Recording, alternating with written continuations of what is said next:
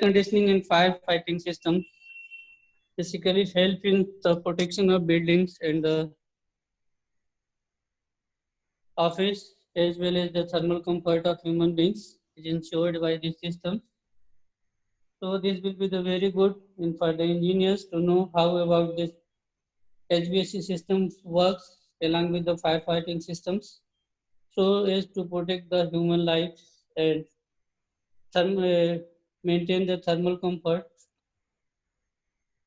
So the Arif sir and Manoj Kumar sir has jointly tried their best to give some knowledge and curiosity about the technology and whatever it may be the reason behind the design of the HVAC systems.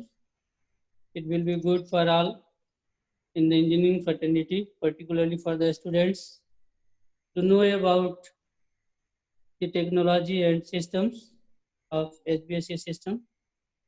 So please continue and my best wishes for the success of this webinar. Thanks a lot. Thank you, sir. Thank you, sir, for your support and cooperation with us to continue this webinar. So now we are going to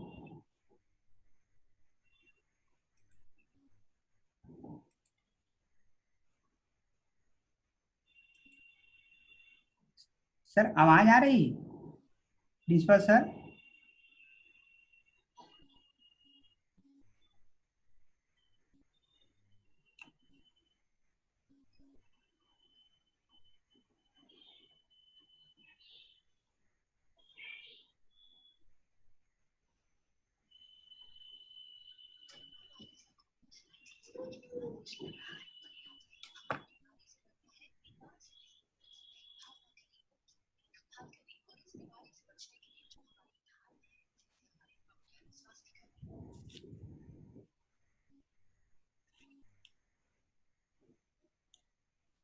Yes, we are just waiting a minute. Principal sir is joining. So just wait.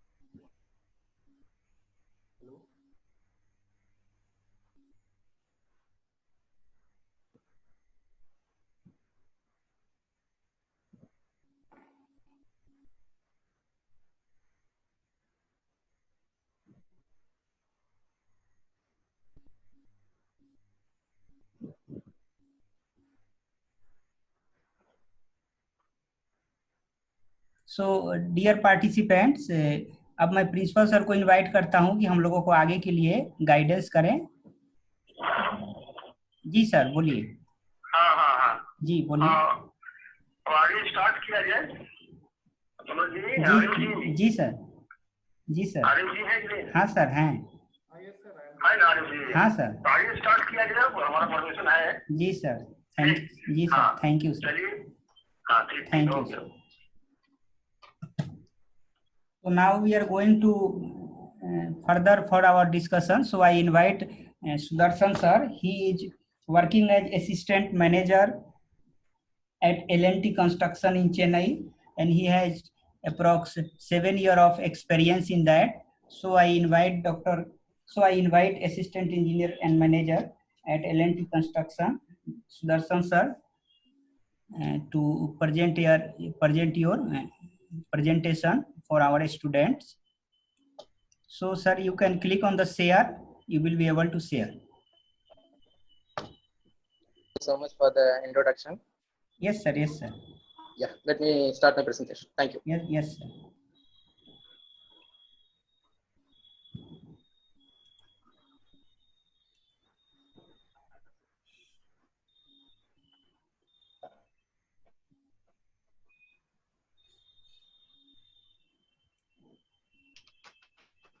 Yeah, very good evening, everyone.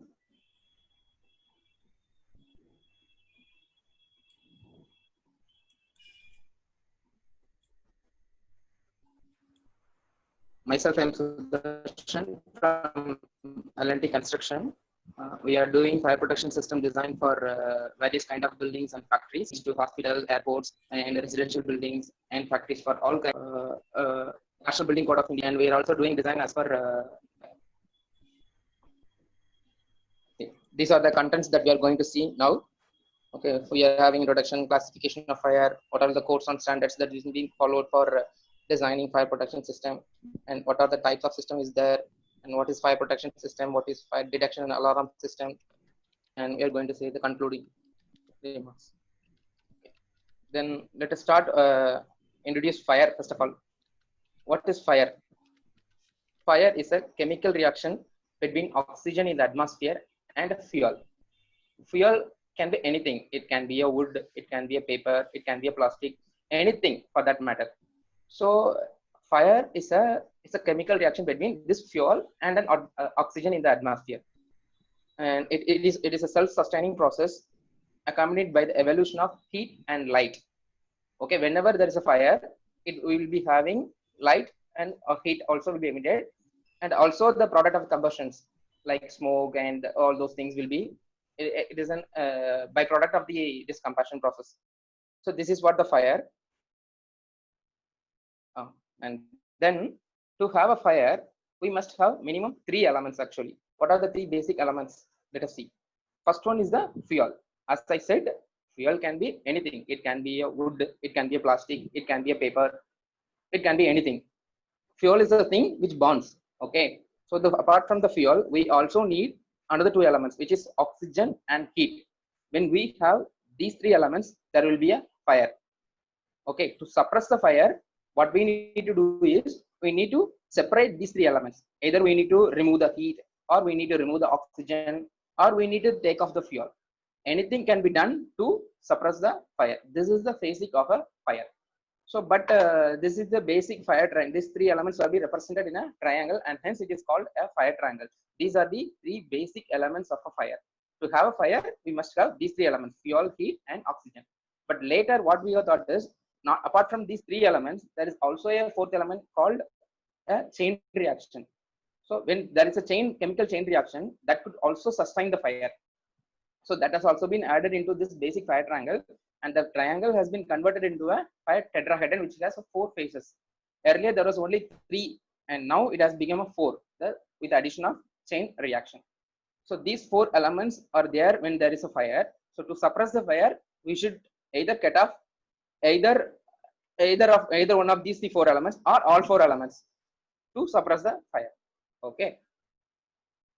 And then what is the necessity of fire protection system? Why a building must have a fire protection system? So fire protection system requirement is to provide life safety for occupants. Who are the occupants? Occupants are the people who are occupying the building. For example, now you are sitting in your house, let us assume. Then you are the occupant for that building. Let us take a hospital. For hospital, a patient and a doctor are the occupants. So what does the fire protection system do is, it is providing life safety for the occupants. If there is any fire in the building, in the hospital, let us say, so the occupants, say the doctor or the patients or the relatives who accommodate the patients, should safely evacuate the building.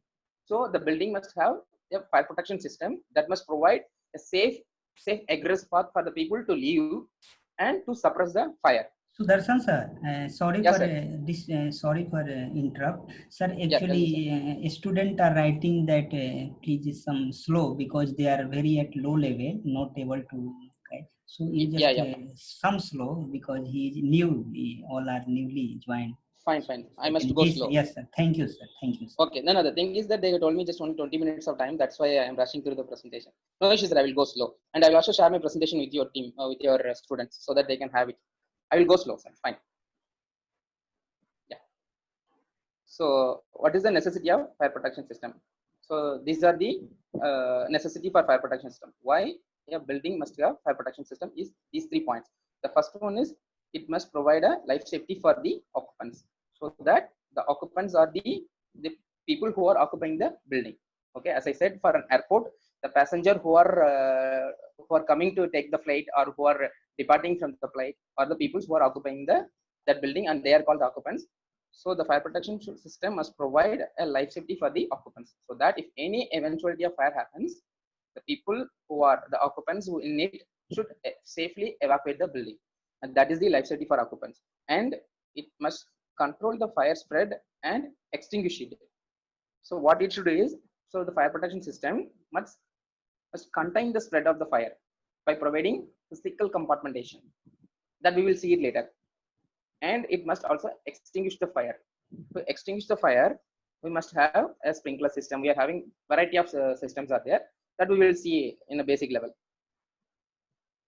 And the third point is, the fire protection system is providing protection of property and structural strength of the building from damage due to fire. Whenever there is a fire, the building, if it is a steel building, let us assume there are factories we are having, let us say the Hyundai car factory. If there is a fire in it, the structural elements, where we will not having a concrete elements, the concrete structures will have a certain, it will withstand for about 2 hours in case of fire. But whereas if you have a steel kind of buildings, where the protection is so minimal that due to the fire, the steel can collapse. So the entire building may get collapsed. So we must have a system that should contain the fire or extinguish it. That is the reason we are providing fire protection system in a building. So these three the major points for what this reason we are providing fire protection system. Let me go to the next slide. Yeah. So to meet this fire protection requirement, what we are going to give in a building.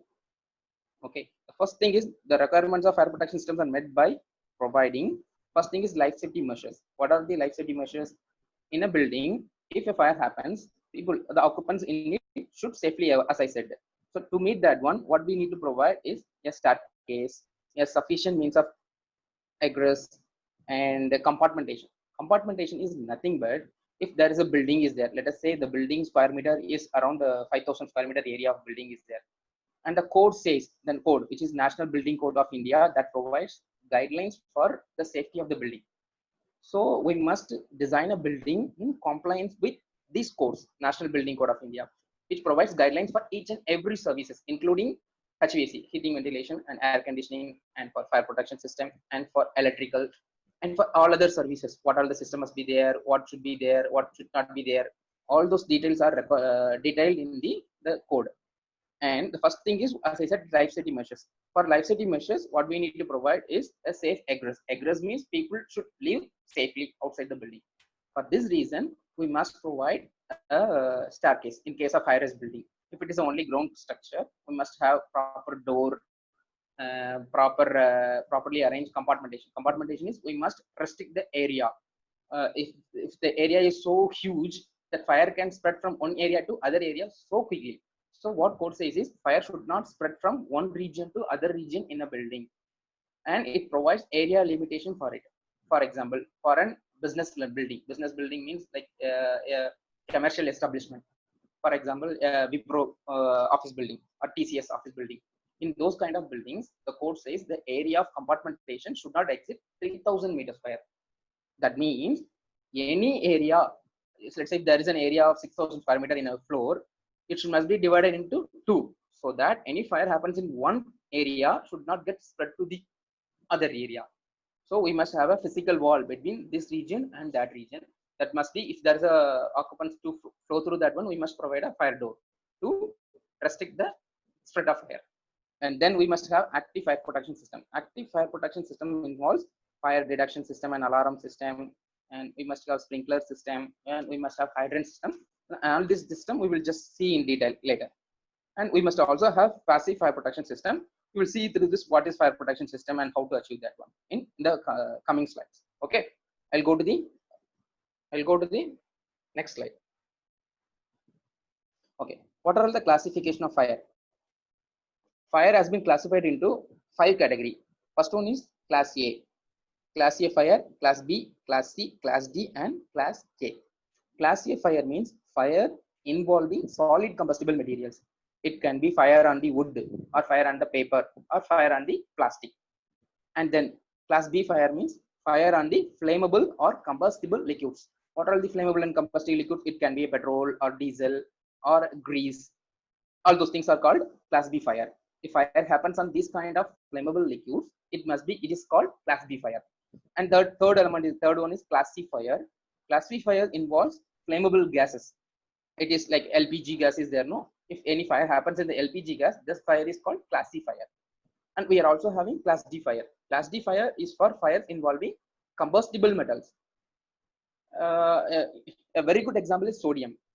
Sodium is actually at room temperature. It is in the liquid stage, and in the liquid stage, it can catch fire very easily, and you cannot put water over it to extinguish it. If you put water over sodium, it will violently blast. Actually, we cannot use water over sodium.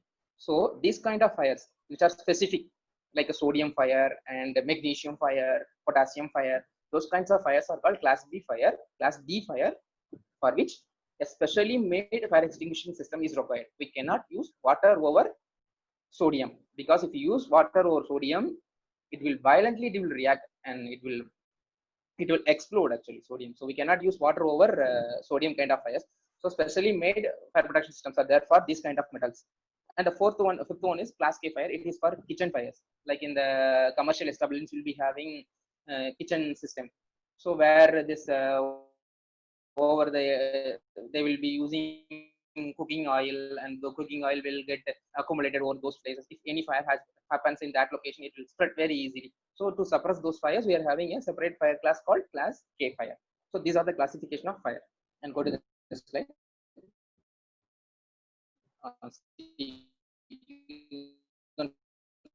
See this one, class A, B, C, D, K.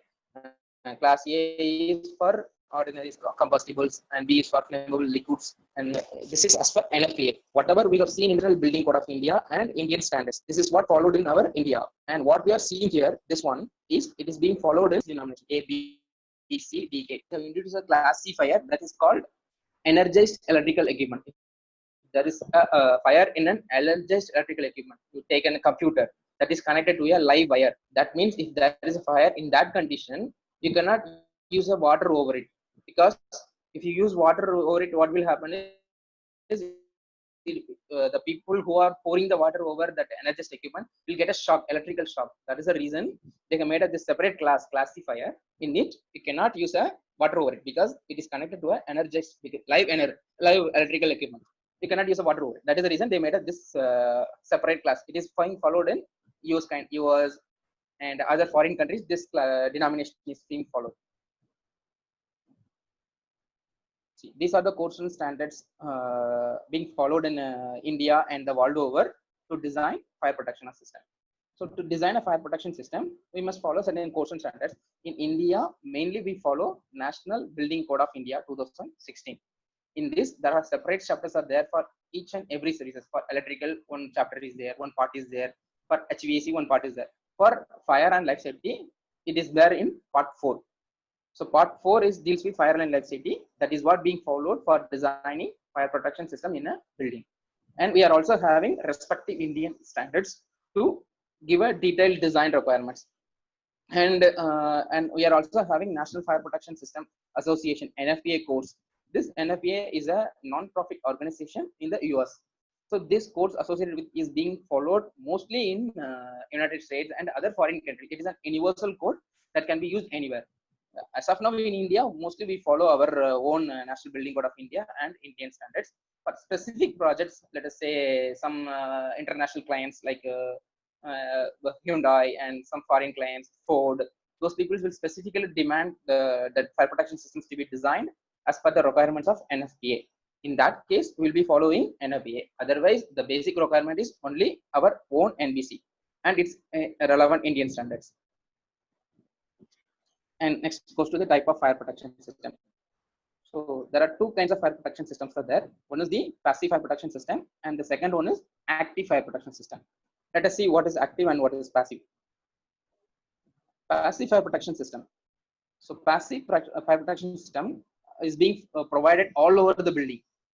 Okay, it is to break the building into compartment. As I said earlier, NBC details it should fire should not spread from one place in the building to other place, and it puts a restriction over the one total area. As I said earlier, if the building area is 6,000 square meter for a commercial building, the NBC says area of one compartmentation should not exceed 3,000 square meter. So as I said, what we need to do is, if the area is 5,000 square meter, we need to put a 3,000 square meter area should have one compartmentation, one physical wall over it. So, and fire doors to people to move. So any openings in that area should be closed with the fire sealant material, so that any fire happens in one area will not get transferred to the other area. So this is the passive fire protection system. It protects the lives of the occupants and property. Okay. And the thing is, fire travels through the path of least resistance. This is applicable to anything. You take water. Water goes from high to lower level, which has the least resistance. You take electricity. Electricity is also flows through the least resistant path. Similarly, fire also follows through the least resistant path, such as the unprotected opening in a floor or wall. So proper installation of fire stop restricts the movement of fire into adjacent areas. As I said, so as per NBC, area of compartmentation should not exceed 3,000 square meter for a commercial building. This varies for building to building, this area limitation. So what is prescribed in the code that we must follow, and we must compartment the area. Okay, go to the next slide. See, this is a typical example of passive fire protection system and how it helps in achieving the stop spreading the spread of fire. See, the first one is the first image you see, there is an unprotected assembly. There is a wall. In the wall, there is an opening. Through that opening, a pipe is penetrating. It could be a pipe or an electrical cable or a HVAC duct or anything it can be. And if the opening made for this entry of this pipe is not properly sealed, means if any fire happens in the other side of the building, will get transferred to the this side of the building. So fire will get spread from one area to the other area. Whereas in the bottom area, you see the entire opening around the pipe entry is being properly sealed with the fire stop material, which is a fire sealant. We call it as a fire sealant. If it is a fire sealant, if there is a fire in the other side of the building, it will not get transferred to the this side of the building. So this is the passive fire protection system.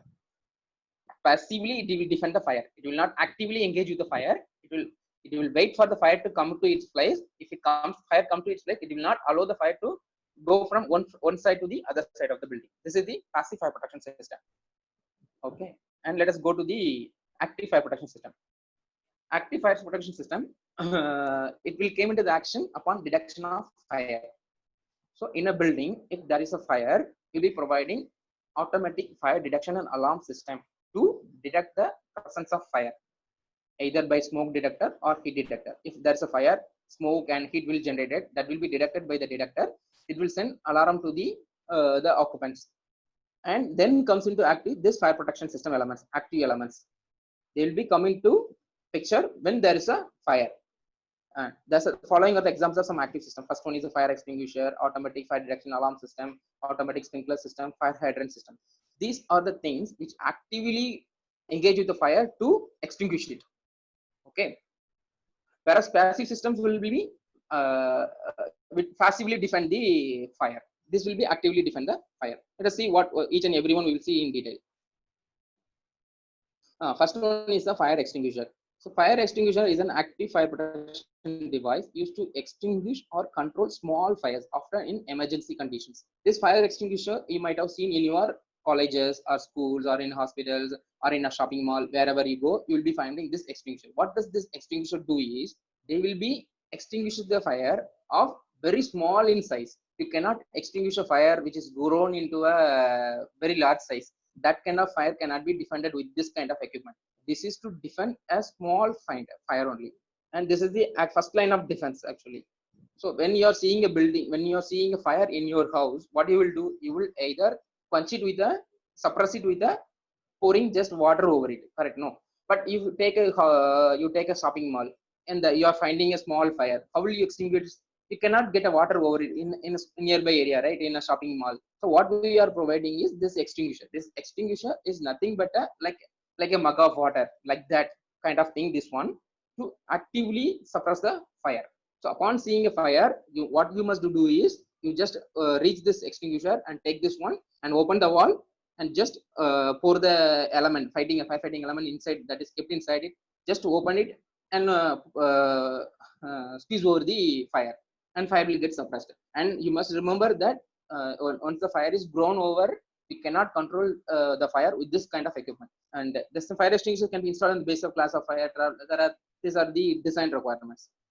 Okay, and this fire extinguisher will have a rating A, B, C. A, B, C means, as I said earlier, there are fire is classified as 5 no, class A, class B, class C, class D. So this extinguisher will have a name over it, class A, class B, class C. That means with this, if an extinguisher is rated for ABC, ABC is written over it, means this extinguisher can be used to extinguish a fire of class A, class B, class C. Like if there is an extinguisher that is rated only for B and C, so in the extinguisher, over the extinguisher, it will be written as B and C. That means this extinguisher can be used to extinguish a fire of class B and C only. You cannot use for class A, or you cannot use for class B or class A. So this is the basic of fire extinguisher. So where this can be applied will be written over it. So you just look over the number B and C. That means it can be used only over fires of class B and class C. If it is a class A extinguisher, it will be written as class A. So we must use it over only kitchen equipments, kitchen kind of fires. This is fire extinguisher. And next comes automatic sprinkler system. See, automatic sprinkler system, this you might have seen in your college or shopping mall or a hospital. This you will see. See, this is made up of heat sensitive glass bulb connected to a pressurized water line, which shutters at predetermined temperatures and discharges water over the fire. It provides enough discharge to control and extinguish a fire. It acts automatically without human intervention. Alarm valves raise alarm through water valve, which is independent of our supply. Just I will go to the next slide so that you will understand what this is. This is the sprinkler. This you might have seen in a movie or in a building that you might have visited. A typical example is a shopping mall or airport. So those kind of buildings you might have seen this element projected over a false ceiling. So what it is doing is, it is just a glass bulb. You might have seen, you are seeing it in a red color, no?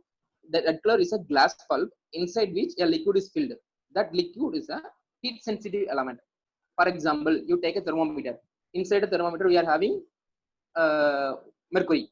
That mercury what will happen when it is heated over, it will expand. In the same fashion, this heat bulb is also working.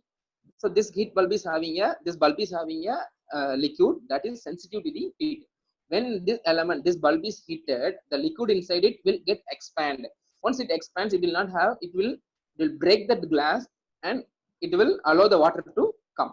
You can see what the 4 pictures are there. No, first one is a sprinkler. In the second picture, it is being broken. When the heat reaches the preset temperature of the sprinkler, when the bulb expand, when the liquid inside the bulb expand, it will shatter the bulb and it will allow the water to come through the sprinkler deflector and it will extinguish the fire. So you see, just in the 4th picture, you are seeing the flow is continuously coming. So this is the way the automatic sprinkler system is working. This automatic sprinkler system is being provided in the hospital building. It is this requirement of this automatic sprinkler system is detailed in the National Fire Protection, National Building Code of India. In the code, it is detailed. For what kind of buildings we must provide automatic sprinkler system. Whether it is required for all the buildings, say you're sitting in your house. Whether your house require this automatic sprinkler system? No, it is not required for your house. So where it is required, where this automatic sprinkler system to be provided is detailed in the National Building Code of India. It says for different kind of buildings what kind of protection system is required. Whether sprinkler system is required for this building, you must refer the code. If code says yes, you must provide a sprinkler system, you must provide it. For house and all, individual house and all, NBC doesn't mandate automatic sprinkler system and you need not provide automatic sprinkler system. And then, as I said earlier, automatic fire detection alarm system is also an active fire protection system. It is useful in detecting the fire. These elements also you might have seen in a building. If you have visited, as I said, the airport or hospital or a shopping mall, those kind of buildings, you might have seen these kind of detectors and the sound of stroke. So what these detectors do is, they are detecting the fire, presence of fire. If a fire happens in the building, the smoke will rise to the roof. So in the roof, they will be providing this smoke detector. There are different kinds of detector is there. The first one is smoke detector, and then heat detector, and the multi-sensor detector. Multi-sensor detector is a combination of smoke and heat detector. It will detect both the presence of smoke and the heat, and based on both the value, it will give the whether to give alarm, fire alarm or not. It will decide. Whereas smoke detector will check for only the presence of smoke. If there is a smoke in a building, it will send a signal to the fire alarm panel that will send an alarm saying that there is a fire in the floor. And we are also having manual call point. Manual call point is, I have in the image you see, this manual call point is for the manually to let know the occupants that there is a fire. You're entering a building and there is a fire and you're seeing that fire. So for the smoke detector to detect that fire, it will take some 5 minutes, not 5 minutes, some minutes it will take. Let us say 1 minute for the fire to detect the presence of fire. But whereas you have noticed it before the detector detects it. So what you can do is you need to notify the occupants that there is a fire here. Because if you wait for the detector to detect and send a signal saying that there's a fire, it will take some time. So what is being provided is this manual call point. What you need to do is just pull the lever. If you pull the lever in this equipment, that will send a signal to the entire floor saying that there is a fire. So this is for you people, the occupants. If you are seeing a fire in a building, you must by pressing this button, you should let know the people in the building that there is a fire. And next comes the alarm system. What is an alarm system do is, it is notifying the occupants of the building that there is a fire. So upon the detection of fire, by either by a smoke detector or a manual call point. Manual call point means you are pressing that button. So if you press that button, or either the detector sends a signal to the fire alarm panel, that will send a signal to the entire floor that there is a fire. So this alarm devices will start ringing. It will send a notification tone. Beep, beep, like some beep sound will come. So through that you can be notified that there is a fire. So what you need to do is safely you must start evacuating the building. So this has two things. One is a sounder, another one is a strobe. Sounder is the normal audible notification device. It will give a beep sound to the audience of the building, to the occupants of the building. And the second thing is a strobe. Let us assume there is a chance that deaf people can come. You take an airport or you take an hospital, and if there is a fire, an audible notification will send a signal, beep sound, entire floor, but that cannot be heard by a deaf people. Correct? No. So what we need is a strobe. Strobe is a bulb. It will blink on and off, on and off. So it will continuously on and off. So this is for the people who can just by their visual thing, they can see that there is a fire. So the building can have either strobe, sounder or strobe, or it must have both. It is also based on the codal requirement. For example, an airport must have both audible and visual notification, whereas an office may or may not have. Some other buildings, so such things, whether we need to have both or just a single thing is enough, that is detailed in the code only. So this is all about automatic fire detection and alarm system to detect a fire and to notify the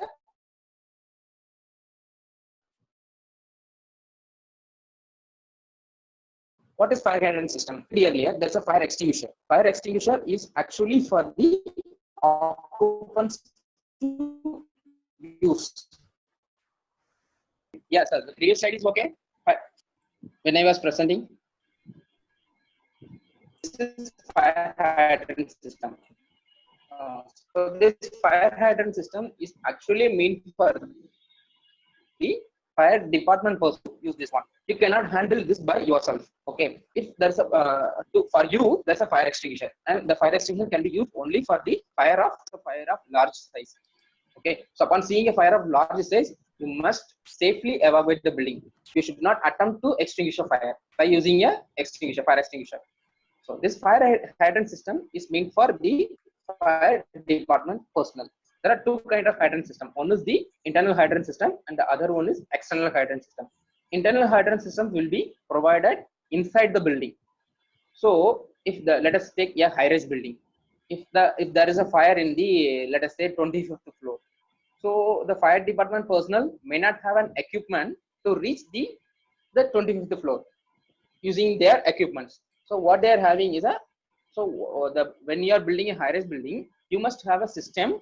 You must provide a system that helps the firefighters to extinguish a fire. That is called a hydrant system. So what is the standard mandates? So if you are having a, let us say, 30 floor building, 30 floor. So in the 30th floor, you must have a pressure of 3.5 bar. If you open a hydrant ball in the 30th floor, you must get a pressure of 3.5. Accordingly, you must design your hydrant system. So this internal hydrant system will help the firefighters to fight the fire, because they will bring their own equipment. With that also they can handle the fire. But the occupants, the owner of the building should provide this hydrant system inside their building to aid the firefighters. So the firefighters will either use their own equipment or they will take it from this equipment to fight the fire. This is what the hydrant system, internal hydrant system. And also we should provide the hydrants, the external periphery of the building, because when there is a fire, the firefighters directly cannot enter the building, because fire, there will be huge heat and there will be smoke. It will be filled to the entire floor, and the firefighters easily they cannot enter the building. So first attempt of fire extinguishing the fire by the fire personnel is they will be using this external hydrant. From this external hydrant only they will attempt to extinguish the fire from the external phase. So this external hydrant system is a first major useful thing for firefighters. They will attempt to extinguish a fire using this one first. If they need an additional, then only then they will use this internal hydrant. So the code maintains what are all the buildings should have internal hydrant system, external hydrant system. As I said earlier, if you are having your house, you might ask your question that whether your house requires this internal hydrant system. No, it is not required as per the code. So what are all the kind of building that requires internal or external hydrant system is detailed in the National Building Code of India. So when you are designing a building, you must refer the code. If the code asks for this hydrant system, you must provide it. If not, you need not provide this external hydrant system. Okay. And so we came to the conclusion of this one. So we are rushed through the presentation. I hope everybody has understand what I have said. So first concluding, what is fire? We all just gone through what is fire. Fire is a chemical reaction between a fuel and an atmosphere. And we have seen what is fire triangle and fire tetrahedron. Fire triangle is nothing but to have a fire, we must have three elements. The three elements are fuel. First thing is a fuel, and the second one is oxygen, and third one is heat. When we have these three elements, only then fire will have combustion will happen. So to extinguish the fire, we must either remove the fire or cut off the oxygen or take up the fuel. Any one of the three elements or all three elements must be taken out to extinguish or control the fire. And what is fire tetrahedron? Upon later on, it is understood that apart from these three elements, there is a fourth element is also there that contributes to the sustaining the fire. The fourth element is chain reaction. So to control the fire or extinguish the fire, we must control the chain reaction also. And then we have just gone through the classification of fire. So fires are classified as class A, B, C, D, and K. Class A is for combustible materials like wood, paper, and plastic. And class B is for flammable liquids. Class C is for flammable gases. So class D is for fire on the metals like a sodium. Sodium is a metal that burns in this one at room temperature itself. You cannot keep it open. So whenever the sodium is stored, thereover we must provide noble gases like helium or argon. Kind of things must be closed inside that one, so that it will not have contact with the atmosphere. If it comes in contact with the atmosphere, it will start burning. Sodium is a classic example of a metal fire. So for which we must have a specially designed fire extinguishing system. You cannot use water also over it, because if you use water over metal fire like a sodium fire, sodium will violently react with water. You cannot pour water over the sodium fire. So this is about classification of fire. And we also some the passive we have seen what is fire compartmentation. The building that must be compartmented. For a compartmented, there is an area limitation that depends on the building. For hospital, one area is the limitation is there. For commercial building, it is 3,000 square meter. For basement and all, it is 2,000 square meter. And for all other building, it is 750 square meter. So the area of compartmentation should not exceed 750 square meter. It is to limit the spread of fire. If the fire happens in one building, one area of the building, it should not get be transferred to the other area of the building by providing a physical compartmentation, either by fire rated wall or fire rated door, and any opening in the wall must be safely closed with the fire rated sealant, so that the fire happens in the one building will not get spread to the other area. That is called passive fire protection system. And we have seen active fire protection system. In the active fire protection system, we have seen fire detection alarm system that detects the fire and notifies the occupants of the building that there is a fire. And we also seen fire extinguisher, that is for the occupants of the building. They must use it when they are seeing a small kind of fire. You cannot use a fire extinguisher for a big fire. And when you are using a fire extinguisher, you must look for the letters in it. So fire extinguisher will have a classification and the letter over it. A, B, C. ABC extinguisher is there, and BC extinguisher is there, and C type extinguisher is there, and D type extinguisher is there, and K type extinguisher is there. So when the letter is there, you must use that extinguisher for that particular kind of fire. If it is written as class D in the fire extinguisher, you must use that extinguisher for only for the class D fire, and you should not use it for class A or class K fire. Similarly, if it is written as B and C, so it should be either used for flammable gas or flammable liquids only.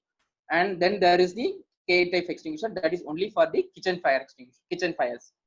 Okay, and this is what we have seen in the presentation.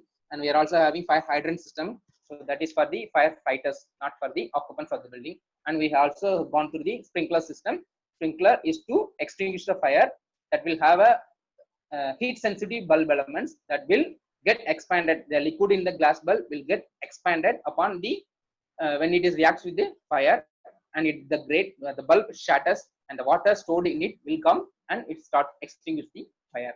So this automatic sprinkler system will have a pressurized piping system laid all over the building, and in the pressurized piping system, this sprinkler bulb will be connected. So up to the time of fire, water will not come. When there is a fire, heat from the fire will hit the element, hit the bulb element, and the liquid in it will get expanded, and it will shatter the bulb, and pressurized water in the piping system will start flow over the fire area, and it extinguishes the fire. And that's it from my end. Thank you, everyone. Hope you enjoyed it. If you have any queries, you can ask me. Thank you, sir, for nice informative lecture, which will benefited for our student on the fire protection system. So if any student have any doubt, they can just write your doubt. Sir will be try to answer. Yeah. So write your doubt.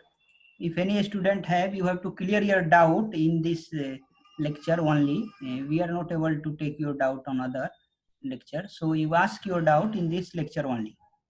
So if any student have any doubt, you ask.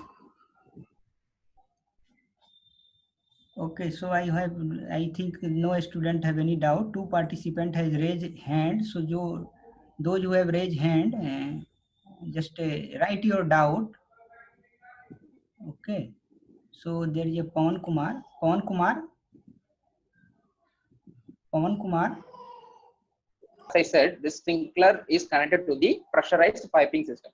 This pressurized piping system is fed by a fire pump. So this fire pump will have a capacity to meet the pressure requirement at the remotest floor. So as I said earlier, for a hydrant system, pressure at the remotest point is 3.5 bar. But whereas for a hydrant system, it depends on the building and the fire hazard. So for example, for a moderate hazard building, it should have 0.35 bar at the remotest sprinkler from the fire pump. So these sprinklers are being fed by a fire pump. These fire pumps are run by a electrical supply. But code mandates that if there is a power failure, it must be fed by another pump that should be fed by another source. For example, if you are feeding, there must be a main pump and a standby pump. Main pump will be fed by a electrical supply. If there is a power failure, electrical supply cannot feed the sprinkler pump. So code mandates that there must be a standby pump that must be operated by another source. So it will be having a diesel engine to start the pump. So in case of power failure, the main pump will not run. When the pressure reduces further, automatically the diesel pump will start running and it starts extinguishing the fire. It's just a representation of the elements of fire. when there is a fire, as I said earlier, we'll be having three elements.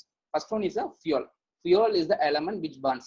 Let us say there is a fire in a petrochemical industry, petroleum industry.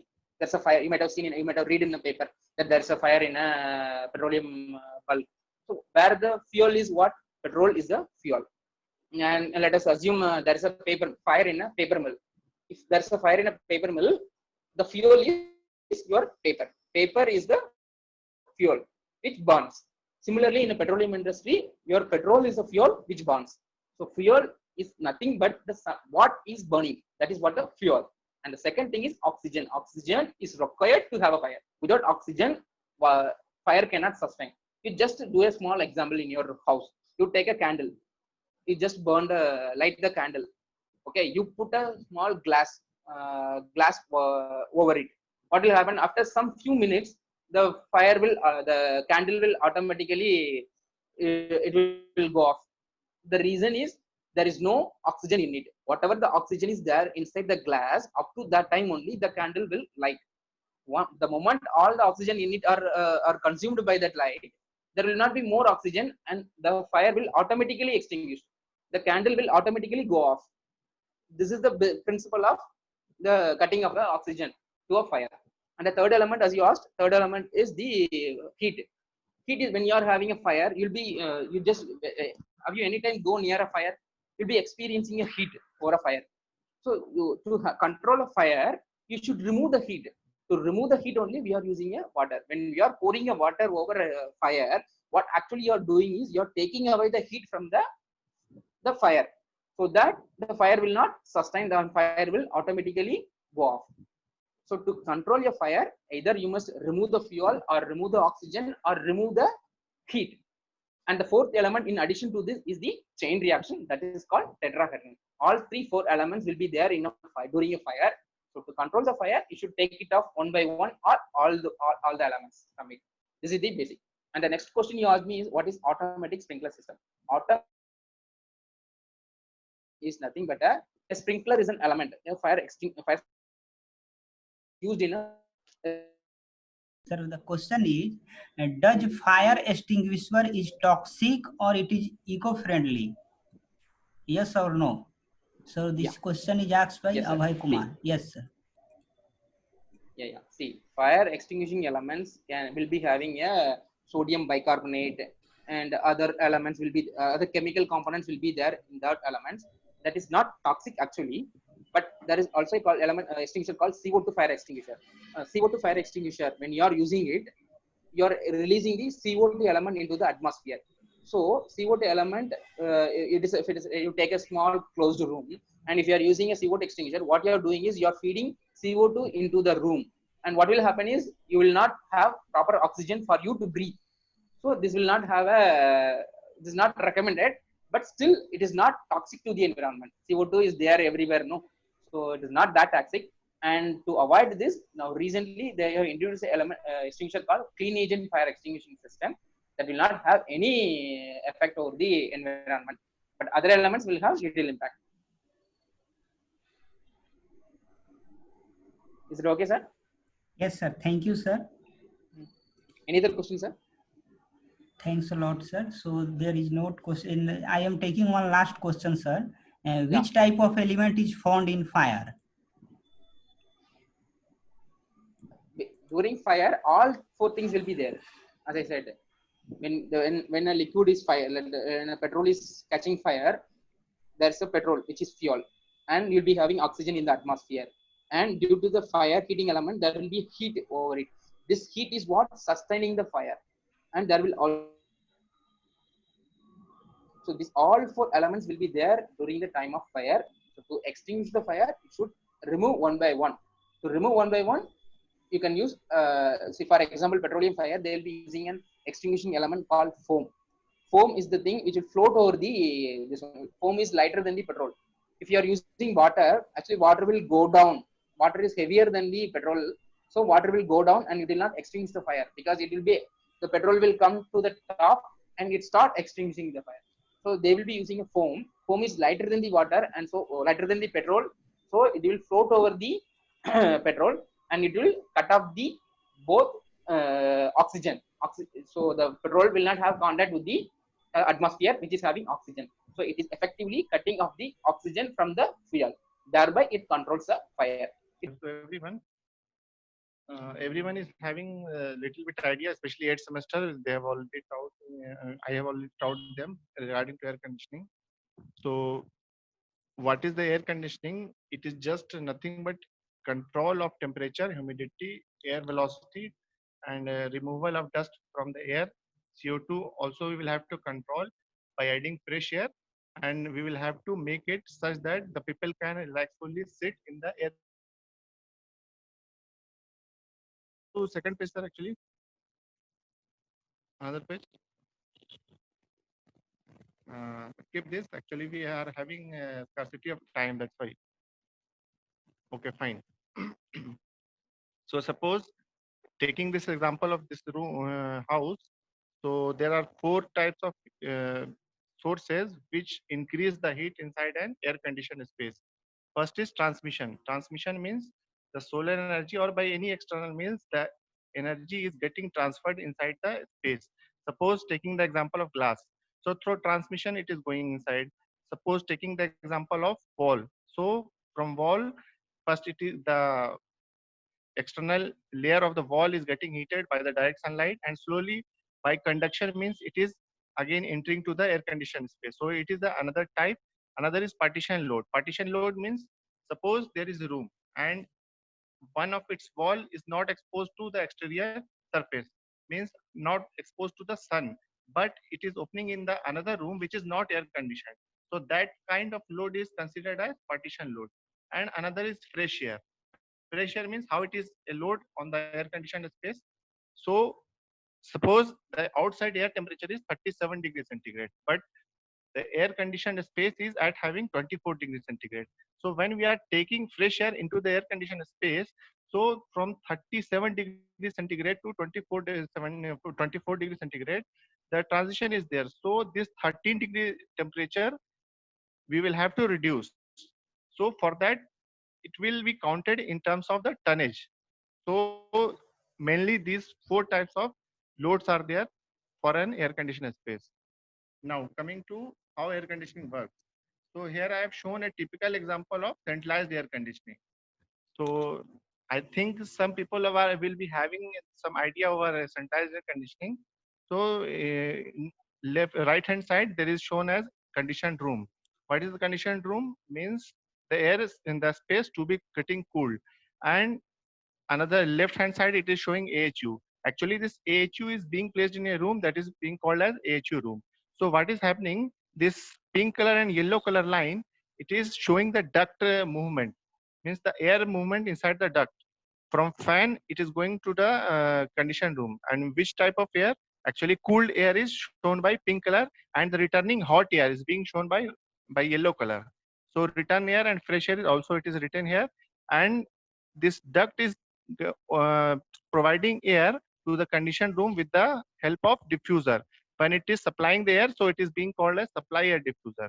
When again the when the air getting heated in the conditioned room and it is going returning actually to the HU room, so it is shown by yellow diffuser, that is called as return air diffuser. So go to the next page. Okay. So first of all, we will deal with the manual heat load calculation. Then we will go to the next part, that is heat load calculation by an advanced software known as HAB software, means hourly analysis program. So before doing any calculation, we will have to go to every department like architectural department, the structural department, electrical department, and PHE department, public health engineering. So first of all, if we are going to architectural department, so what we input we are seeking for, we will have to ask them which type of glass you are employing in an air conditioned room. What is the shading coefficient of that glass? The wall, what you are using, whether it is having insulation or not, and what is the composition of wall, means what is the thickness of your plaster, what is the thickness of your wall. And again, when we are talking about roof, so what kind, whether it is RCC roof or by sheeting work is provided there.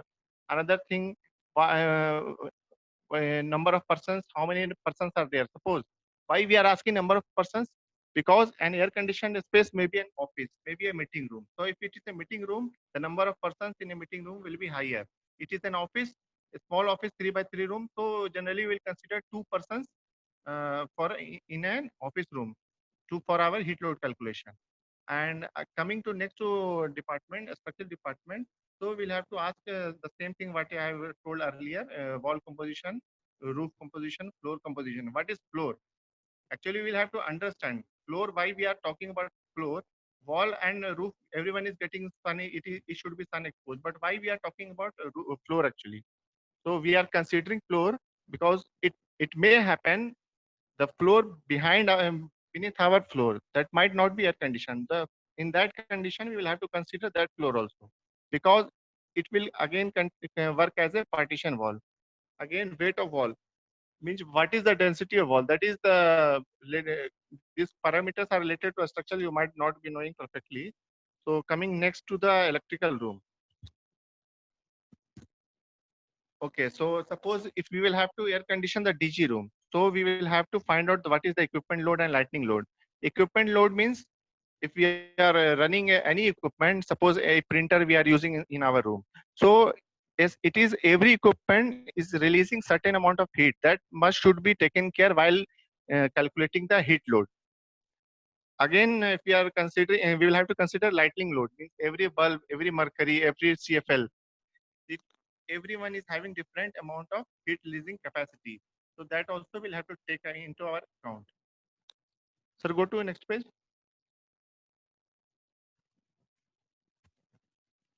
Okay. So it will take some time. It is a manual heat load calculation. So what, first of all, we will see what are the different parameters we will have to take into our account. So first is solar gain glass, means how much heat is getting absorbed by the glass. Again is how much heat is getting transmitted through the glass if it is transparent. Third is transmission gain except wall and roof, means again it is being we will have to take into account the glass. First of all, you will understand glass is a very big source of heat which is going inside your air conditioned room. Means if you are the percentage of glass in your room is higher, means your tonnage will increase drastically. And if the amount of glass is lesser, means the total glass area is lesser in your air conditioned space, surely there will be very less heat load. And suppose normally we are applying for a 4 by 4 room, so we uh, roughly we will be using 1 tonnage of air conditioner. But if we are from 2 sides, we are removing the wall and we are placing glass there. So again, if you will calculate roughly, I am telling it is just thumb rule. So will instead of 1 tonnage, we will have to employ there 3 ton of refrigerator, sorry, air conditioner. So the fifth point is internal heat gain. Internal heat gain means a person is also releasing heat. A bulb is any light equipment is also releasing heat. Any equipment, if you are using computer, suppose if you are taking example of computer, every computer we are just assuming roughly it release 130 watt of heat energy.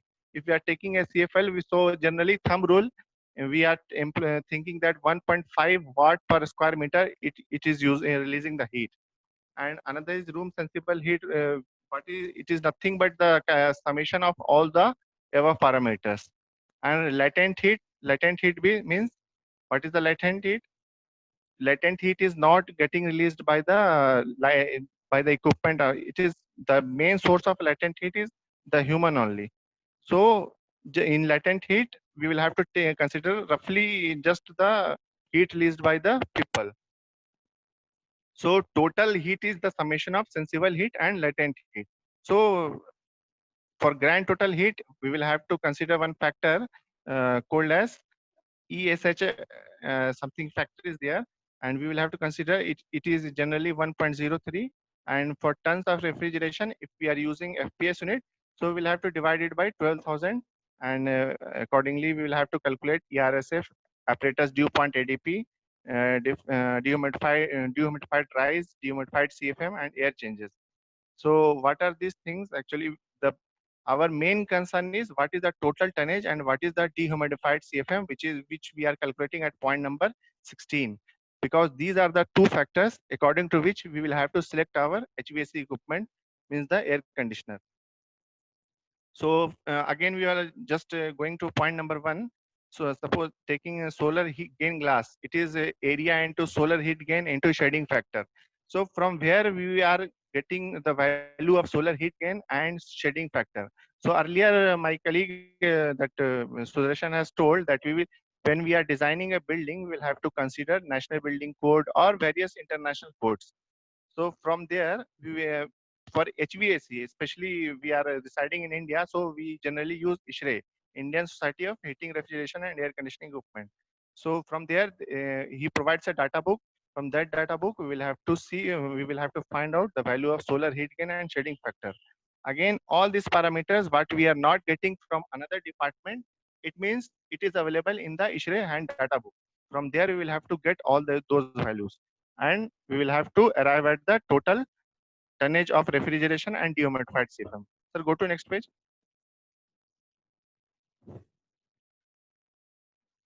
Now coming to HAP software. Actually, it is a magical software. What we are calculating in Excel, that just gives the rough estimation of the total tonnage, but it doesn't give the exact value on the, because it considers very less parameters, very less. On the other hand, in HAP software, we will have to feed almost 500 different parameters, which we will have to take into account based on our experience, based on the input provided by other departments, based on the ISHRE hand data book. For some, just for example, if you will have to take the fresh air quantity to be added in an air conditioned space, we will have to refer ASHRE 62.1 2014. So these are the different codes that we are going to use. Uh, See, if we are putting different values in the software, surely if we will run it, it will give some value. But whether this value is, we are going to design, because the project is in terms of crores of rupees. So every parameter what we are selecting, that should be checked 1000 times, because a single error will cause crores of rupees lost to the company. So that is the main criteria. If we are using the heat transfer coefficient 1.5, so why we are taking, we will have 100% justification, because if any senior is coming, he's asking why you have taken. So we will have to refer, we are using that code.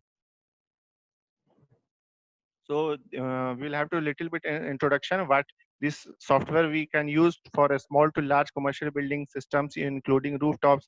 There are various different types of air conditioner, which we will see in the next slide actually. So just see, it can be used for, sir, just go to previous page actually for 1 second. So we can use it for calculating the heat load for a small office building, retail stores, strip, for energy conservation work. Okay. Now go to next page, sir.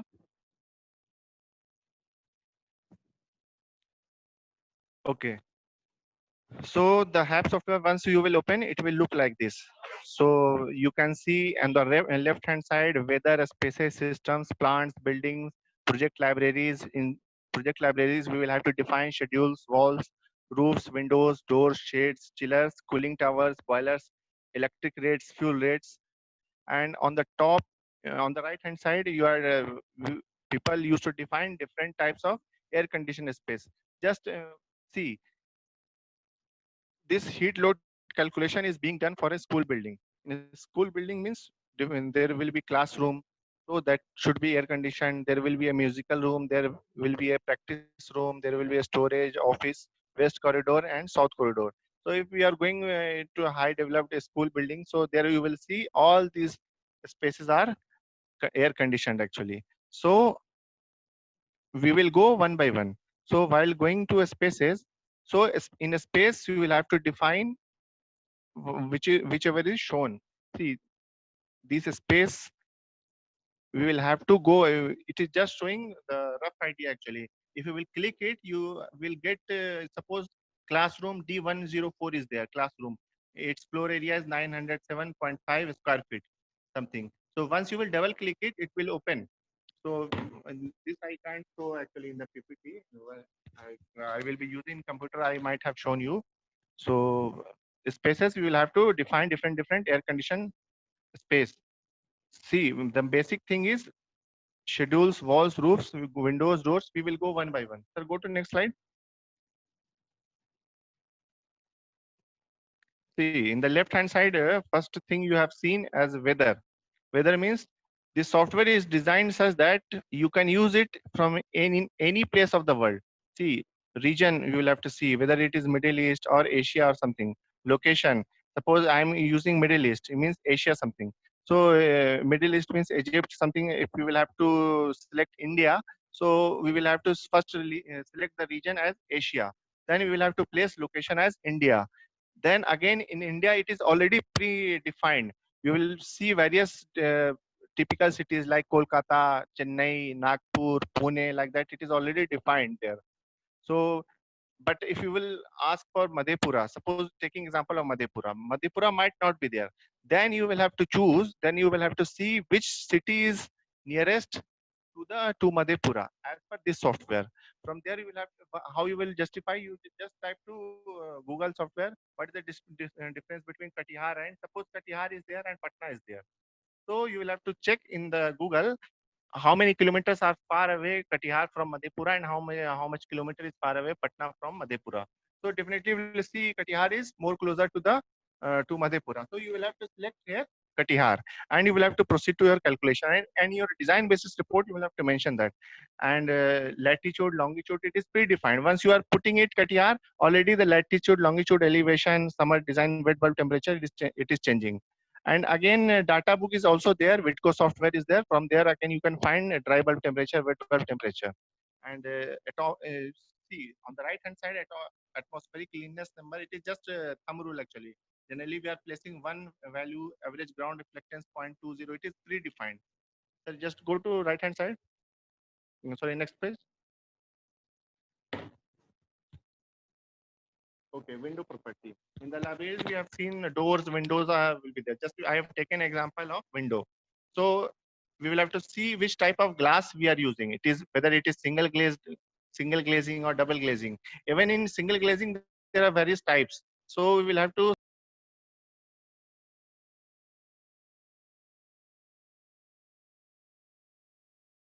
glasses, single glazing, glass, double glazing. So we will have to select first, and then we will have to select in our AutoCAD drawing what is the height of the glass, what is the width of the glass, and we will have to place it there. See here, the length is showing in feet. So there is an option in this software. You can change the FPS unit into SI or SI into FPS.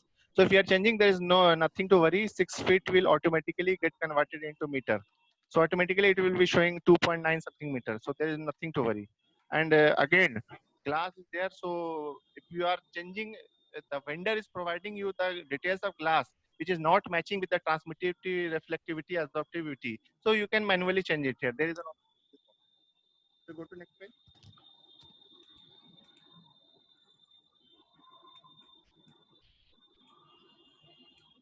Okay, so if I have just opened one perimeter office and perimeter office. See, this name is we are defining actually. So if we want n instead of n, we want MP something blah blah blah. We can place it here.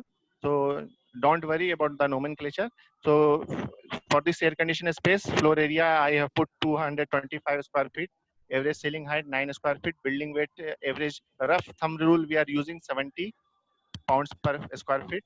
And space usage, see this, it is office, so it is from name it is mentioned that it is used for office area. So here we are selecting it as office space. There are various different, whether it is a restaurant, whether it is a kitchen. So here we have selected in the bottom space usage as office area. So automatically OA means outside air requirement. So outside air requirement, it is coming as thumb rule is there.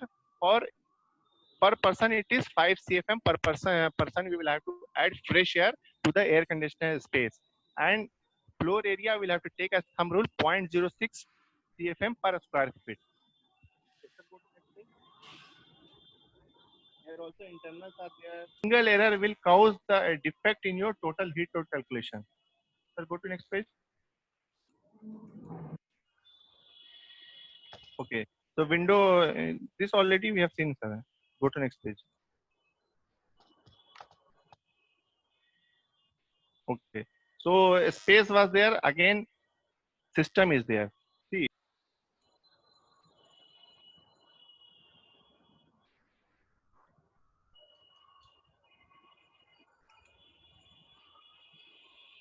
situated, whether it is situated in Patna or it is situated in Chennai. Suppose we are taking example of Chennai, so it is surely it is hotter than Patna. So outside design temperature and relative humidity we are defining in the weather library. And here in system we will have to consider the inside indoor design condition, means whether our space to be cooled to 24 degrees centigrade or we will have to cool our room at 16 degrees centigrade, that we will define in this system property. So there are different parameters which vendors are supplying actually. See, cooling space and air cool DX.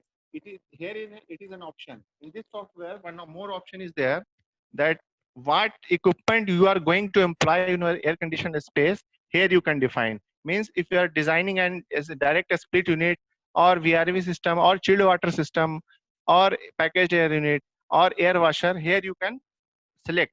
Here already it is being selected as air cooled DX unit. Means what air conditioner we are using in our house, that is nothing but air cooled direct expansion unit or a split unit. Sir, go to next page. Okay. So see, cooling T stat point is 74 degree Fahrenheit it is shown, and unoccupied it is showing as 80 degree Fahrenheit. It is nothing but the indoor design condition. Means we want 74 degree Fahrenheit in our air conditioned space. And heating T set a state point means if we are considering heating coil also, means in summer season it the equipment will cool the air conditioned space, and in winter season simultaneously it will heat the air conditioned space. So we are setting cooling T set state point also 74 degree Fahrenheit, and in case of heating we want temperature of 70 degree Fahrenheit and unoccupied 65 degree Fahrenheit. And throttling range means we want 24 plus minus 1 degree centigrade or 24 plus minus 2 degree centigrade. That it means it is nothing but the range, means it will deviate 74 plus minus 1, means it that inside design temperature can be from 73 degrees Fahrenheit to 75 degree Fahrenheit. Sir, go to next page.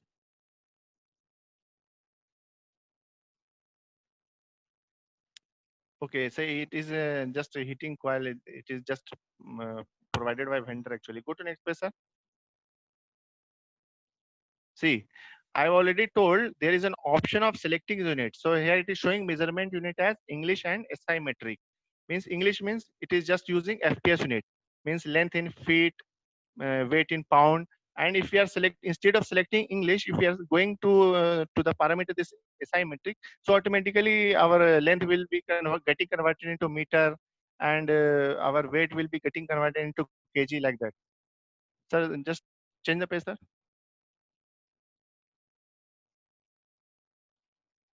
See, ventilation standard ASHRAE standard 62.1 2007. So I have once in the beginning I have told that for fresh air quantity we will have to refer. There is no Indian code actually for defining the ventilation air. Means how much fresh air you will have to add in the air conditioned space. There is no standard. So for that we will have to refer international code. Means it is just American code standard 62.1 2007, which define for which air conditioned space how much fresh air quantity is required. Means for a mall the fresh air requirement will be different, and for an office area the fresh air requirement will be different, and at the same time for a meeting room the fresh air requirement will be different. So from where we will get the data? From this handbook ASHRAE standard 62.1 2007. Okay. And which lead rating? It is just for nothing but Griha requirement. So this lead 2009, we'll have to define it here. It is we will not have to do with this thing. Just we will have to change this ventilation standard. Okay, sir. Go to next page. Okay. So once you will feed all the data in this software. So if you want summary sheet, means at a glance you want to see instead of going each tab, what you can do, you can create a report of space input data. See, You can see floor area 4197.9 square feet. Buildings average ceiling height what you have put 34.4 feet. Building weight 70 pounds per square feet. Outside air requirement you have put 10.6 CFM per person. Outside air requirement for a floor area 0.12 CFM per square feet. So here you can feed manually and you can see directly through the use of this space input data. Many other parameters there. See task lighting, I didn't put any load. For electrical equipment, I have put 40,000 watt of equipment is being placed inside an air conditioned space. Wall area you can see in the NESW is nothing but north, east, south, west direction. So in case of north direction, the wall area is 1937.5, but you are going to measure in your AutoCAD drawing. And construction type of exposure, how much wall is exposed, how much, every parameter you are seeing. See, in case of people, occupancy is 12 people in the air conditioned space, and you will have to create space input data for each and every air conditioned space for a building. So go to next page. Hello, sir. Okay. So it is the main sheet what we will have to taking into account. It is the system in output data. Means once you have feed all the data, like if once you are clicking on the result, the sheet will come like this. So if you will see the third point, central cooling coil sizing data. I think that everyone is seeing this. Here total coil load is showing 55.7 ton. It is our consideration. And another is you go to second last point, supply fan sizing data. You can see actual max CFM, it is 34,889 CFM. It is nothing but the dehumidified CFM. These two parameters we will have to consider for designing for selecting an air conditioned equipment, whatever it is, DX units, chilled water plant or VRV system. So go to next page, sir. Okay. So I just shown you the how to calculate the heat load manually, and another I've just given a brief summary over HAB software. Coming to my third part of this presentation, that is classification of AC equipment. So just roughly you can think that there are four things actually. First is direct expansion unit, what you are seeing in your house. There is one indoor unit for one outdoor unit. Okay. Second is VRV system. VRV system means there at a max of 64 indoor units can be connected with a single outdoor unit. Means for each and every indoor unit there need not to be a separate outdoor unit. Means for all indoor units up to a maximum capacity of 64 indoor units, you can connect to a single outdoor unit. Obviously the size of that outdoor unit will be actually bigger compared to our normal outdoor unit. And third is chilled water system, which you are seeing in any big hotel or restaurant. You can see the duct and all. That is the third category of air conditioning equipment. That is the chilled water system. And another fourth and last is the air washer system. And many more things are there. Just like you can talk about ductable split unit also, packaged air conditioner also. So we will see one by one. See, there is a different capacity for just for if you are taking care into account of window type unit, means what you are implying in your home window type, that it is different from a split type. So its capacity is from 5 ton to 2 ton. Similarly, split units what normally we are using in our home, that is split unit, it means outdoor is separate and indoor unit is separate. Its capacity is from 1 to 3 ton. Ductable split unit means a split unit from the indoor unit duct is running. Means there is no centralized air conditioning, but still from the indoor unit duct is running to your small room. And its capacity is, when your total tonnage requirement in your home is less than 16.5, then you go for ductable split. Its capacity is from 3 to 16.5 ton. Similarly, cassette unit is there, packaged unit is there, and but see, one difference is there in between packaged unit and ductable split unit. Packaged unit, what is the basic difference? In both ducts we are employing, but in case of ductable split unit, there is a separate indoor unit and there is a separate outdoor unit, and from indoor unit duct is running to the air conditioner space. While in case of packaged type unit, There is no separate indoor and outdoor unit. There is a one package. That package contains both the indoor unit and outdoor unit. And from that unit, only the duct is going to the air conditioner space. Means there is no splitting down of indoor and outdoor. That is the basic difference between a ductable split unit and a package unit. Other than that, everything is same, or the mechanism is same only. Centralized air conditioning, we will talk about briefly in the next slide actually.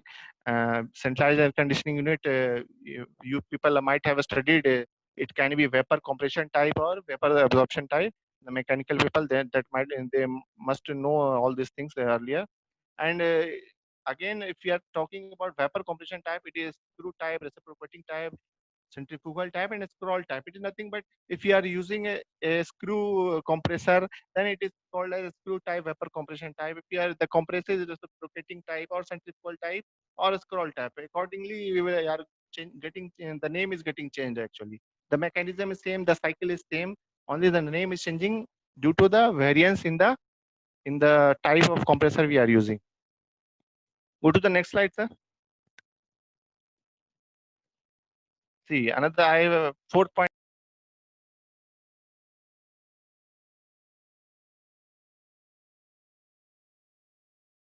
Which is blowing, and from duct it is going to the air conditioner space. See, at the right hand side, you can see the centrifugal fan, and this cross unit is just, it is the duct is vertically coming out. So it is just shown as a cross mark. It is the actually construction. If you will see the design, if it cross mark is there, means in the perpendicular direction, some beam or some duct is going up. So then there it is being shown as cross mark. So air washer is nothing but just working on evaporative cooling concept. Sir, go to next slide. Okay, see, you can see the air, the concept of air washer and cooling tower is same actually. Both works on evaporative cooling. This air washer is generally used for canteen building. See, its cooling capacity is very less. Means if you want that it will cool the air conditioning system from 37 to 21, so it is restricted. Means whatever the wet bulb temperature is there, accordingly it will work actually. If the difference between the dry bulb temperature and wet bulb temperature is higher, so its cooling capacity will be very good. But if the difference is just a 3 degree Fahrenheit difference, or 5 degree Fahrenheit is there, so it can reduce the temperature from dry bulb to wet bulb temperature. It is the restriction. While in case of air conditioning, you can achieve any temperature. If you want from 37 degrees centigrade to 16 degrees centigrade, that is possible in case of air conditioning unit. But if in case of air washer, if you want to reduce the temperature from 37 to 15 degrees centigrade, it is not possible, because it can reduce the temperature up to the level of wet bulb temperature only. It can't reduce the temperature below wet bulb temperature. It is the restriction with while selecting the equipment. Go to next slide, sir. See, VRF and VRV system, I already told that it is a different type of air conditioner where you can connect many indoor unit with a single outdoor unit. I am just reading it. A VRV air conditioning system is a particular type of heat pump air conditioning system in which one outdoor unit can be connected to multiple indoor unit. Each indoor unit is individually controlled by its user, and a variety of unit styles can be mixed and matched to suit individual tenancy requirements. See, there are very various advantages of VRV system over chilled water system. And what are those advantages? When we are selecting VRV system, so so there will be a separate indoor unit in each room.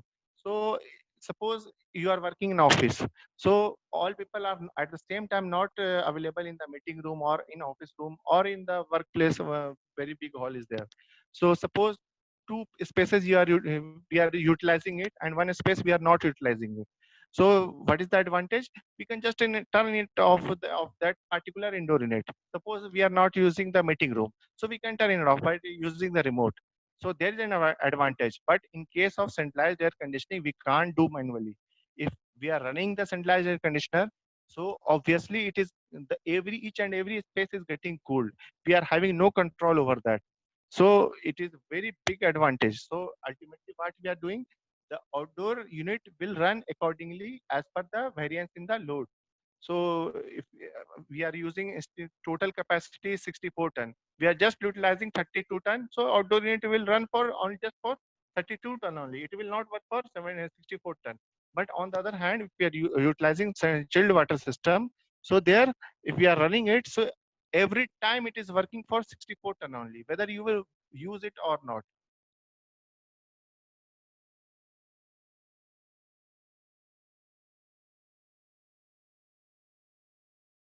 Uh, in this DRV system, there is an automatic system, that is heating pump mechanism is there, and cooling work.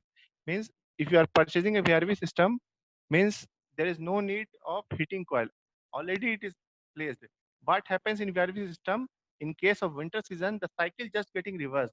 So during the summer season, if it is running as a refrigerator, sorry, air conditioner, so if you are going to reverse that cycle, it will start working as heat pump. See, it is the basic refrigeration cycle, which is known as vapor compression cycle. There is one condenser, expansion, evaporator, compressor.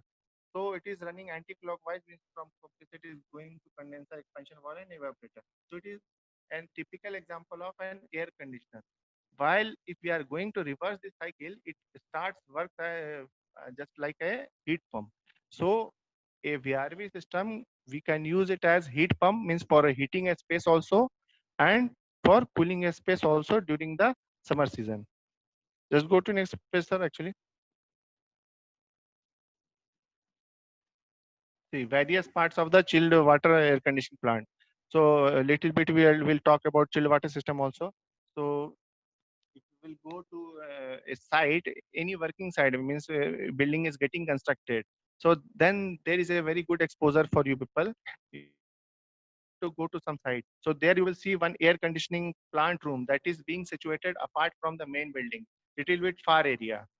And in every floor, if you will go to a very big company just like a Microsoft Office or something, so in each and every floor you will see one room that is being called as a HU room. There will a sticker will be there outside of the room. There the inside of that room, one air handling unit is being placed, that is called as commonly referred as AHU.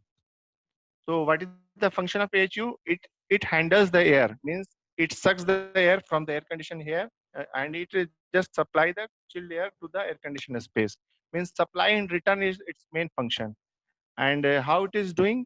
The chilled water pipe is coming to the AHU equipment, and from there it is getting cooled. The air is getting cooled while coming in the contact of those chilled water pipes, just like our air conditioner.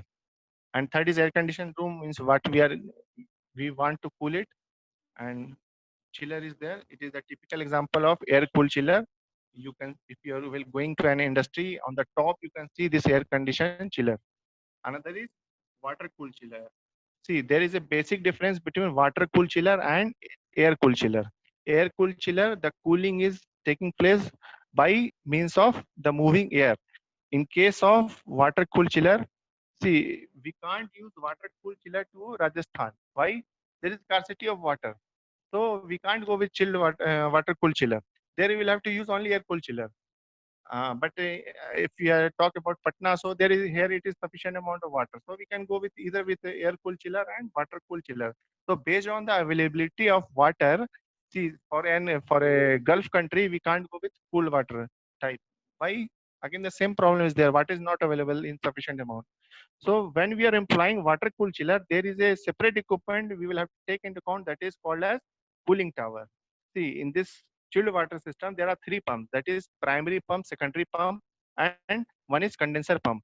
This cooling tower and the connection of this cooling tower and the chiller is taking place with the help of condenser pump.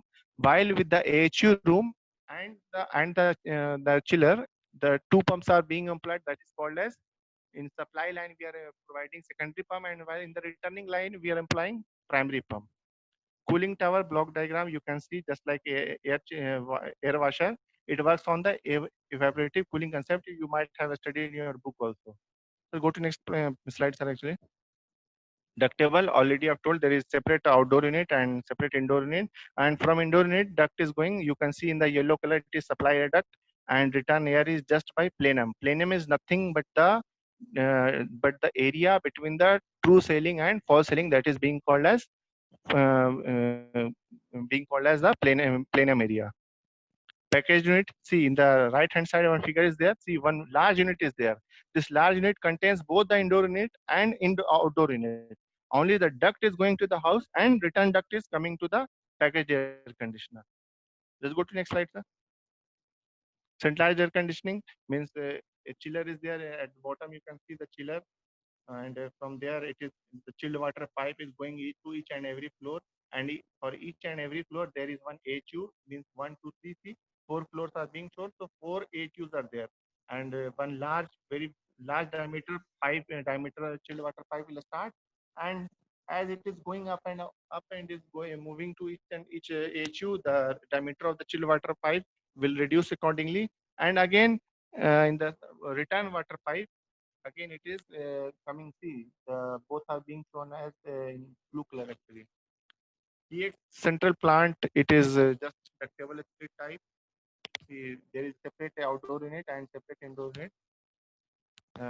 Once you will see these things, you will understand roughly actually, but if you will visit a project site, you will suddenly within a day you will understand many more things. The presentation, it is very difficult to explain each and everything.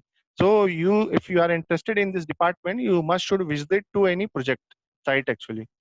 So just go to next slide. It is our last point, Griha classification requirement. What is Griha certification requirement actually?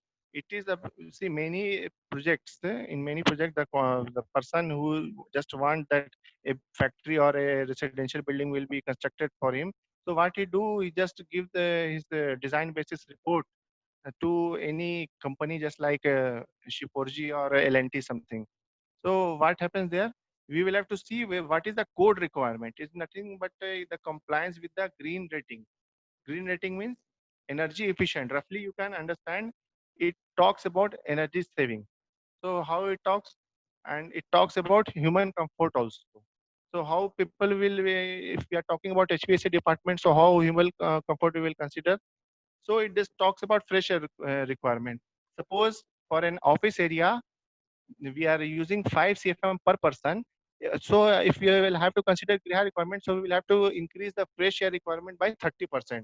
So instead of going with 5 CFM, we will have to go with 6.5 CFM per person. And again, CO2 sensor we will have to place. And if the amount of CO2 is high, so accordingly we will have to increase the fresh air requirement. If we are using the equipment, if we are using the split unit, so we'll have to go, instead of going with 3 star, we'll have to go with 5 star. If we are using VRV system, so instead of going 3 COP, we'll have to go with 4 COP or 4.5 COP. So like that, the equipment should be energy efficient. The refrigerant should be non-toxic, not depleting to the ozone layer. And again, pressure, noise level. Okay, one important factor is the noise level. Suppose we are taking a fan. So if you will study the code, NBC code, so the noise of any equipment should not increase by 68 decibel or maximum up to 70 decibel. If it is going beyond it, you will have to change the type of fan so that the noise level will reduce. Okay, fine. It was just a brief, actually, just idea about the HVAC system. Thank you, sir, for nice, interesting and informative session for our students from the industry background. So now I have launched the polls. So student, please just, I hope you are aware about it and just click here, click on your screen. Participant, please click on your screen.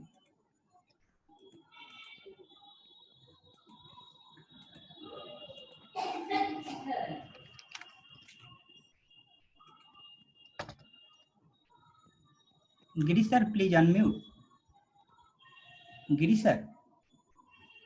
No, the message is showing host and panelist Yes. can't vote. Wait. Giri sir, please Yes, sir. unmute. Just आप unmute ही रहिएगा, बंद नहीं करेंगे. Now principal sir को unmute करें. any student want to speak anything, you can speak. How you can speak? You just write your name in chat box. I will unmute. If any student want to speak anything, you just write your name in chat box. I will unmute. It is a large gathering, approx 85 students. Any student want to speak anything about, if you speak, then you will get many things. So if any student want to speak, you can write your name in chat box.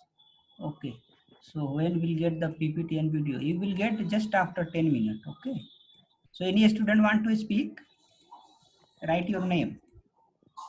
Okay. If you not write, so we are concluding the session. Thanks all. Okay. So no question. So Arif sir, Yes, sir. we can close the session because no one asking any doubt and even no one are able to say anything about it. Okay, So fine. from CSE student, is there CSE student? So okay. So is Kishan Kumar is there? Okay. No one is present. Yes, sir. Kishan. Yes, yes. You can just say few words about this webinar. Your junior Sir, I is think also this session is very present. good. Senior is also present and faculty is also present. So keep all these things in point and you just say few words about this webinar. Okay, sir. Firstly, thanks, sir, and all of you to give me opportunity to say about this session. Sir, I think this session was not belongs to first learn a lot of things like in a social. हम लोग मतलब समाज में कैसे अपने आप से फार के बारे में जानना हो, उसमें क्या क्या एलिमेंट्स मिला होता है, या कैसे कैसे स्पेंड कर सकते हैं अपने आप को, क्या क्या उससे होता है, मतलब जब प्राइमरी स्तर पर हम लोग ये सब जाने हैं। और रही बात तो हम लोग के सिलेबस पे तो है नहीं, लेकिन फिर भी हम लोग को इससे बहुत कुछ सीखने को मिला है। Thank you sir. Thank you. Thanks a lot. So any more student want to speak anything? Okay. So from mechanical, Arif sir. Yeah, yes, sir. Yes, you tell name of some student from mechanical. Some Any name? any name is what is Sachin Kumar is there. Yes, Might be there. yes, yes, Sachin Kumar. You just click on your mobile to unmute. Sachin Kumar. Sachin Kumar. Sachin Kumar, you are able to listen. Okay. Any other sir? Sachin Kumar.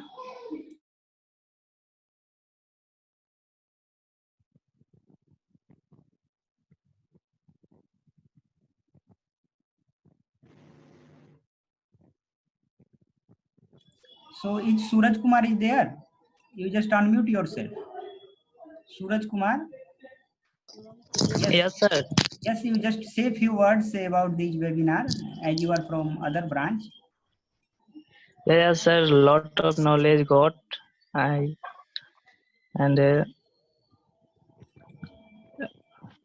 thank you. Thank you. So I hope we are just at the end of session and we are just going to close the